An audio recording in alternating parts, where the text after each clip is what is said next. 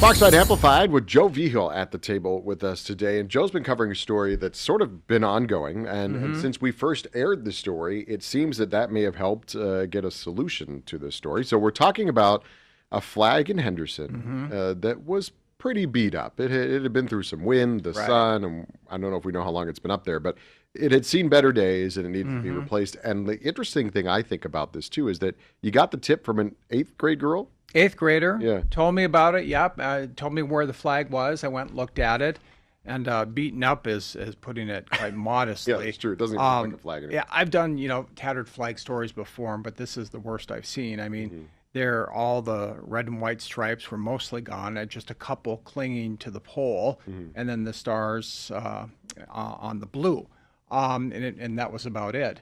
And I've been told, by some people who have hiked in that area that it's maybe been up there 3 or 4 months or so. Oh, that's not long. Yeah, it isn't. But once a flag gets in the wind here and then gets hammered by the sun, some don't last long depending on how they're made. So anyway, I get the tip from the 8th grader, and I go check it out, and I see it. I'm like, okay, well, we have to do something about it. We're going to do a story on it. My guess would be that someone would replace it. Yeah. That kind of flag just. When people see it, there's frustration, and little girl was concerned about how veterans may be feeling bad about seeing it in that condition, kind of a respect thing. And so we did a story on it, and we talked to a local Vietnam veteran, an honor flight veteran here. They take the trips to D.C., tour their war memorials for free, and I just asked him what he thought about it. And he said, well, the 8th grade girl was correct. It shouldn't be up. It's not certainly a good look at all. So we do the story, and I think a couple days went by, and the flag was still there. Because when we did the story, sorry to interrupt, but No, we did go the story ahead. in the beginning, it was kind of like weren't quite sure who owned it, right? That's right. Because I don't think we mentioned where it is. It's in Henderson, but it's along Galleria. Yeah, let me explain that. Good point. So it's you've got Tuscany and Cadence, where Chimera Golf Course is. The two communities are right there.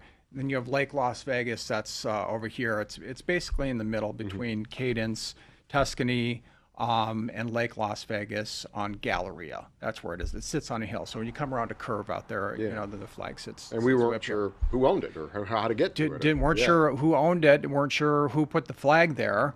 We started digging around, and we heard some names of some companies, but we heard of different ones, so we still weren't sure exactly. So anyway, we worked the story, and then we were going to go back and check on it, and some gentleman online on social media saw the story, and he said, well, is the flag still there? If it's still there, I'll go replace it if someone hasn't replaced it yet.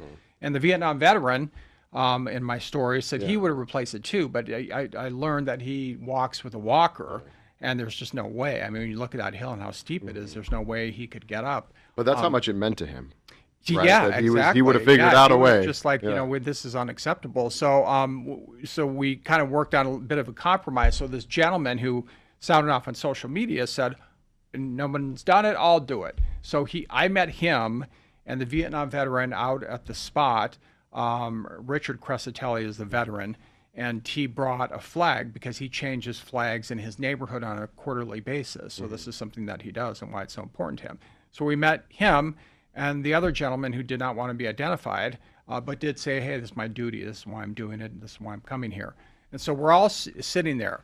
Now, first of all, I got there before they did, and I had to run and change really quick into climbing clothes. And when I drove by, I didn't see the flag there on the pole, which was kind of a surprise. Yeah. A surprise, but not. I assumed someone would replace it at some point.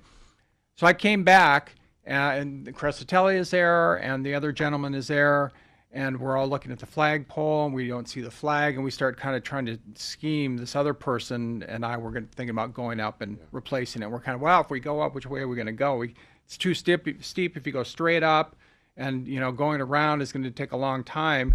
And then all of a sudden, as we're sitting there, we see a truck at the bottom of the flagpole, just all of a sudden out of the blue. And then moments later, we see the flag going up, a brand new flag going up the pole. And we're sitting there, and as that was happening, I was shooting with my cell phone, and Richard Crescitelli salutes the flag as it was being raised in honor respect of the flag.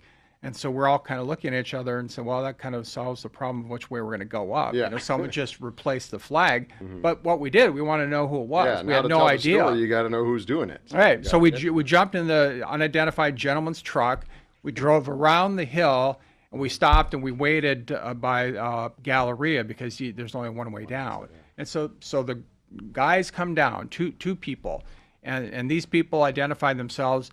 One of them with Raintree Housing Development, who apparently owns the land, and a contractor working with Raintree. And they say, yeah, we just went and we replaced the flag. And they said they saw the news story, and they wanted to change it. The company head of the company said, let's get out there and get that flag taken care of. I think it's also, this is happening in a time period where the United States has entered another conflict, this time in Iran. This is all happening simultaneously, as that flag issue was happening. And you talked about it a little bit there, though, about how much it means to not just everyday Americans, but specifically veterans, when we are talking about casualties of this war and others past, to make sure that it gets up there and that it's in good standing and it looks good for people to see. Right, and there's certain flag code etiquette that you have to have, and one of them is when it gets into a condition that it shouldn't be, it should be replaced. You can, some places like the Legions have flag burning ceremonies just for this very purpose, and so then that's exactly it, though. I mean, there are a lot of people who just didn't like the condition of the flag, and then some people were surprised why it was up as long as it was, and we're not sure. Again, we don't know who put it up there. In fact, the flagpole, we still haven't determined who put the flagpole and who initially put the flag up in the first place. I've just been told that it's been there for several months. People have, and that pole, looking at the pole, it looks like it's been there a while too. So while the Raintree doesn't own, apparently they didn't put the flagpole up, but somebody did, and it's a big flagpole, and it looks like it's in cement and so forth, and it's very sturdy, and it wasn't somebody just put it in the ground and put it up.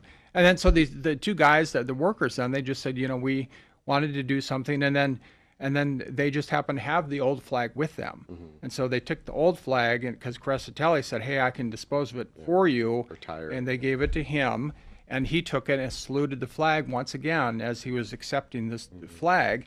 And then he took it and he put it in a drop box at Lowe's. Which I didn't know you could do. That was part of the story that I thought was interesting. Because you run into places where you have flags and you want to get rid of them properly, retire them properly. And here's a way to do it. Right. They're boxes, this particular one outside Lowe's, and you can put old flags no longer serviceable in there, and then they'll properly retire them for you. So that's kind of how it all turned out. And so, we never discovered or figured out the mystery of who actually put it up in the first place, but I think a lot of people think it's important that it's up now. There's a new flag there, and as you drive by Galleria, you're going to see it. It's pretty obvious on a big hill, and it's in the wind, it's bright and bold and blowing in the wind, and a lot of people feel good about respecting veterans again. I'm interested and intrigued also by the 8th grader that called to say, like, A, this is a story, or A, this is an issue, and B, this is a story. Right. Maybe we have some future viewers after all. Yeah, well, kind of kept that the 8th grader out of the TV loop, if you will. But there's some people online who said she needs credit where credit is due, and I know though that Richard Crescitelli wrote her a message over text and sent it to her and thanked her for doing this, and she responded back to him. So they have had communication, and she was thanked by the veteran, which is that's quite the honor. I mean, the Vietnam veteran, he saw some rough times in Vietnam, and a lot of people died over there. We know that. We see all the names of the Vietnam Wall, and in D.C. we've been there. And again, one of the reasons he feels the flag is so important is to keep the memory alive and honor those who've served and those who've died. You think everybody now, at least involved in this story, going to keep an eye on that particular flag and flagpole in case it takes a beating from the wind again. Yeah, well, the never folks happened. with Raintree said they would do that. Okay. They'll monitor it and make sure it doesn't get in that condition again.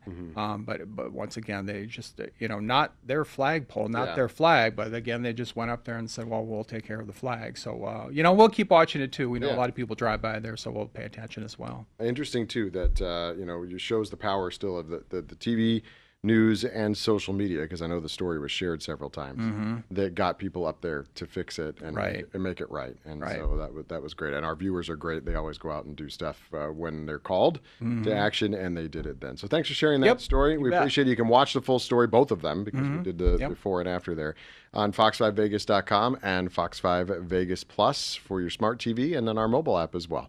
We'll see you next time, Joe.